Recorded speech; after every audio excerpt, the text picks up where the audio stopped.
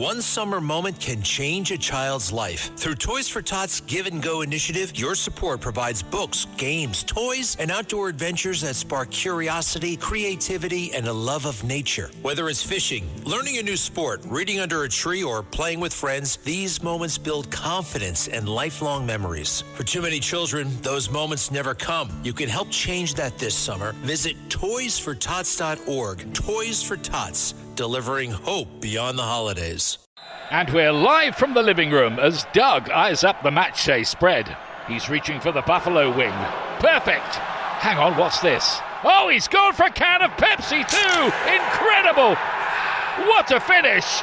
Sensational combination! Look at the delight on his face. There's no doubt about it. It just tastes better. Match days deserve Pepsi. Food deserves Pepsi. Grab a pack of Pepsi Zero Sugar for today's match. It's poetry in motion. Scott Kaplan, who had experience at a station down there, 560 WQAM, with Hank Goldberg, started this radio division at this internet company. And he liked me, and he gave me an opportunity on his show, which at the time, again, was strictly an internet radio show.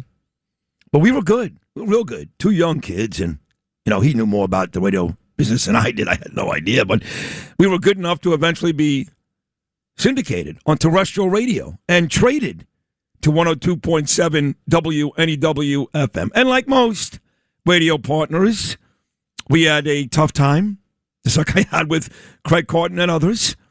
But for a long time, we've been very, very close. And I love him. I legitimately love him. He's a great radio talent. He taught me a lot about this business almost 30 years ago. He's an even better guy. He's on 710 AM sports radio in Los Angeles. He does stuff in San Diego as well. And he's my main man, Scott Kaplan. Cap, good morning, buddy. How are you? Hello, Sydney. Hello, Scotty. What's going on, man? Are you in San Diego right now or driving towards Los Angeles? No, I'm in L.A. this morning, and I was listening to you yesterday morning when I was driving up, and I heard that rejoin that you just played with Mark Chernoff, and I've been following your adventures over the last week and change. I'm very jealous that you keep going back to Israel. I'm 56 years old, and I've still never been to Israel, and my shiksa girlfriend doesn't want to go to Israel, and I'm trying to get her to go. Now, does she not want to go because she doesn't like Israel and Bibi, or she just doesn't like, it's too long of a trip maybe? I don't know.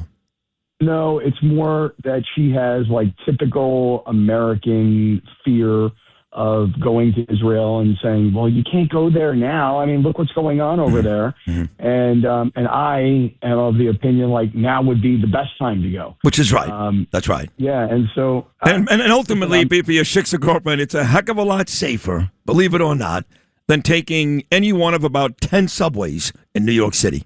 I mean that. Oh, I believe that. I mean, listen, I realize the whole world is not really on social media, and that the things that we see on social media are not necessarily they might be filmed and part of what you see in that moment, but it doesn't mean that all of New York City happens to be this one little isolated area and incident. But I would believe that being in Israel right now would be, I would feel very safe going over there.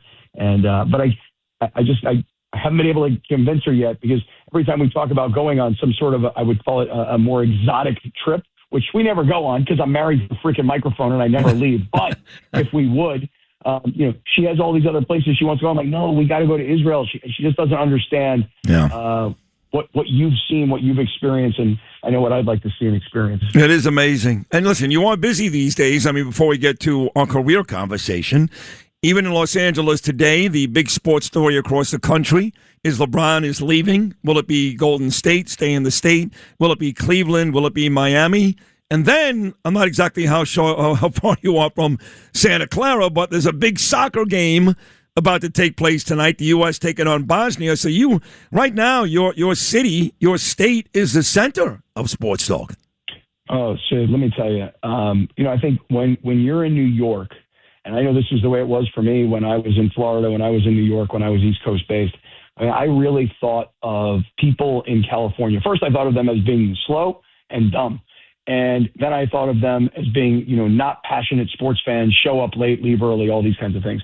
Every perception I had 25 years ago of LA, the West Coast, was completely wrong. We think about New York, and again, back in the day, you're fighting to get a cab on the streets. The grocery stores, they're tighter. You're fighting to get to different products and stuff. Just New York back then, to me, seemed like 100 miles an hour and vibrating at all times. Southern California, Sydney, I'm telling you, it may not be as public transportation, although there is a subway system in LA, and it may not be fighting for cabs. And the freeways may be gigantic, but there's just because there's so many cars. But people out here grind, they hustle, they're smart, they're competitive. And when it comes to sports, the fan bases are insanely passionate. Whether, I cover the Lakers and the Dodgers in particular, and the Rams and USC football. And these programs, these organizations, and these fan bases are really serious, and they're really vast. And when it comes to sports right now, we are in an epicenter because, Sid, LeBron James yesterday, I'm on the air live at 9:01 a.m. yesterday when this news breaks that LeBron is gone.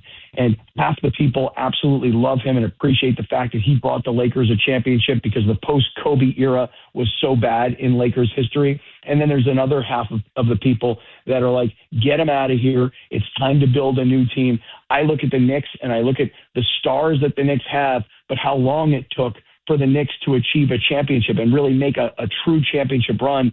The Lakers have to start over, and the only way to do that is to get rid of this overbearing presence that has had control of the organization.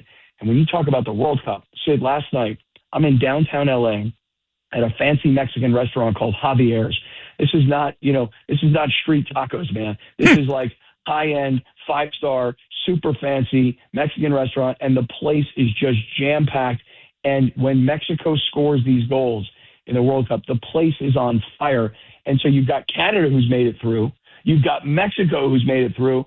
And tonight, the U.S., you guys are up. You guys are on the stage. And Santa Clara is up in, it's a little bit south of San Francisco where the 49ers play. But SoFi Stadium, where the Rams play, has also been hosting so many of these games. So the World Cup out here, I'm presuming it's the exact same way, given that the finals at MetLife. The town, the state, the world of sports on fire right now out here. No, it is. That's you just really explained it perfectly. All that's going on out there. And also very similar to New York, not just the rabid sports fan and the hustle and the bustle, is you guys also cheat on your elections because somewhere in L.A. today, Spencer Pratt is walking around looking for a job when he should be the next mayor. Well, every time you and I have these conversations, I always say the same thing to you. If you want to talk about Tommy Edmonds, who just returned from injury from the Dodgers, and you want to talk about the spectacular diving play he made at third base last night against the Oakland A's, or I guess now you call them the Sacramento Athletics, on the way to Las Vegas, I am your guy. When it comes to talking about politics, and you mentioned Spencer Pratt, I'm like, who is that? No. You see, you say that, but it's not really true. See, one of the things I love most about you, and by the way, your son Justin would make sure you know who Spencer Pratt is. Justin's the real deal, like us. You told me, I mean that he's a great kid. He's such a smart kid.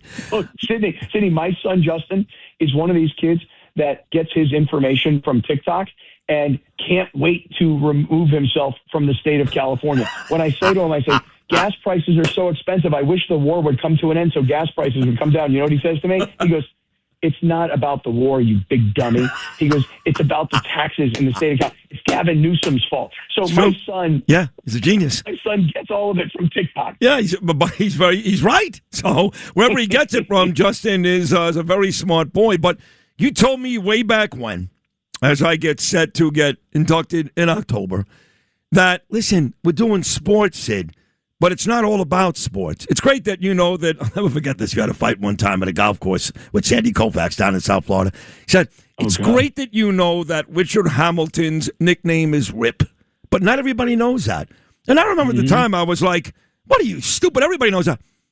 What I'm going to tell you is that a lot of the stuff you told me 30 years ago, if not all of it, was right. And as my career moved along and I made that switch from sports to politics, even though I do a ton of sports on this show every morning.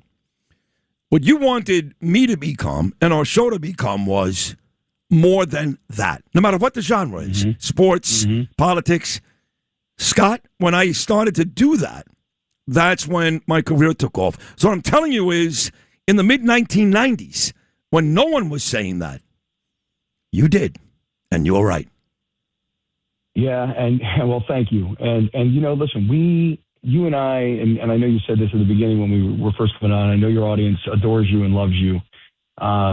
When we were younger and we had this vision of what we wanted to be, and we were both crazy sports fans, but we both had a lot of strong opinions about other stuff.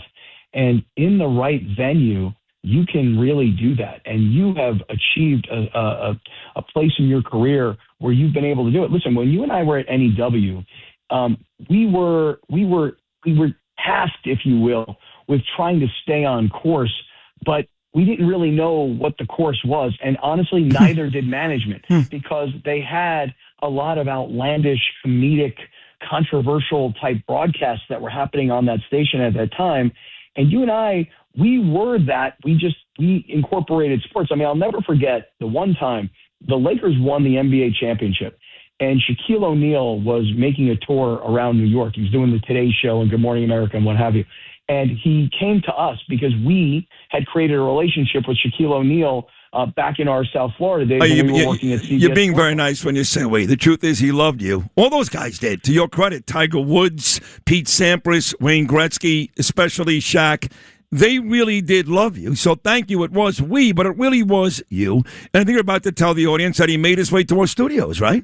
Well, he made his way into our studio. And if you remember, we spent about an hour with Shaquille O'Neal, and we were doing what you and I did, man. We were funny. We were singing songs with Shaquille O'Neal. He was having the best time ever. He wouldn't leave, And when it was over, two things I'll never forget happened. One, WFAN called, because we were sister stations at WNEW. WFAN called and said, how the hell did you guys do that? And can you guys get us Shaquille to come over here to WFAN? And we were like, how do we do that? We had a relationship with the guy. And as far as can we get him over there? Not really.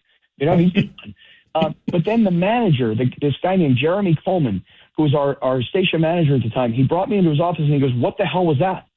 And I was like, what do you mean? And he goes, who is that guy? What are you doing for an hour talking to this guy? And I was like, that's Shaquille O'Neal. He's the biggest star in sports. He just won the championship, and he's making his rounds, and he came to us.